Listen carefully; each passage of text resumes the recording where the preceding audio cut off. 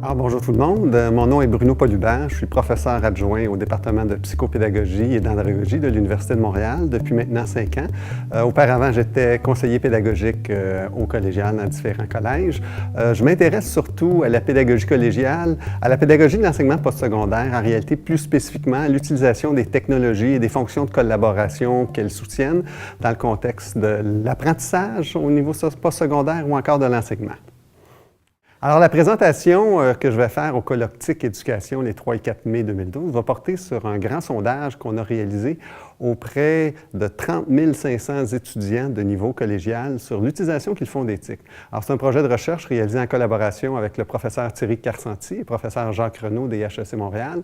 Et puis, en réalité, c'est très intéressant. Nous avons mené, je crois, la plus grande enquête jamais réalisée au collégial avec un taux de réponse qui avoisine presque 17 % de l'ensemble de la population étudiante, avec une excellente représentation de tous les genres d'établissements francophones, anglophones, privés, publics. Alors, nous avons des données sur les usages que les étudiants font des TIC, les usages sociaux, mais aussi les usages académiques. Il y a plusieurs choses surprenantes. On a des données sur l'accès qu'ils ont à la technologie. On va pouvoir constater qu'un grand nombre d'entre eux possèdent des portables, des téléphones cellulaires et beaucoup d'autres sortes de bidules. Alors, ça pose des questions sur l'accessibilité. On voit aussi qu'ils croient qu'ils ont des compétences informationnelles très développées, ce que d'autres recherches mettent en doute. Et on met en évidence, dans le fond, les différentes utilisations qu'ils font des TIC. Les utilisations qui sont faites par leurs enseignants sont aussi jugées par les étudiants. Ils sont relativement positifs par rapport à l'utilisation que les enseignants font des technologies, ce qui est un résultat encourageant.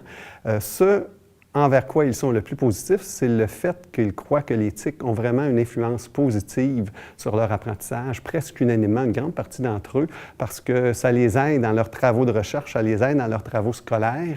Et finalement, il y a toutes sortes de choses sur leur façon d'utiliser les médias sociaux, les réseaux sociaux, plus particulièrement Facebook, qui sont relativement surprenantes.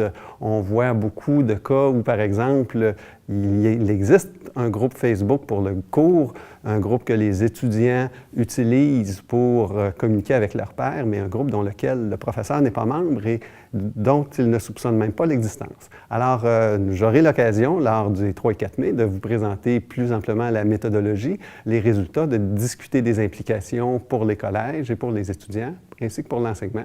Alors, au plaisir de vous y revoir.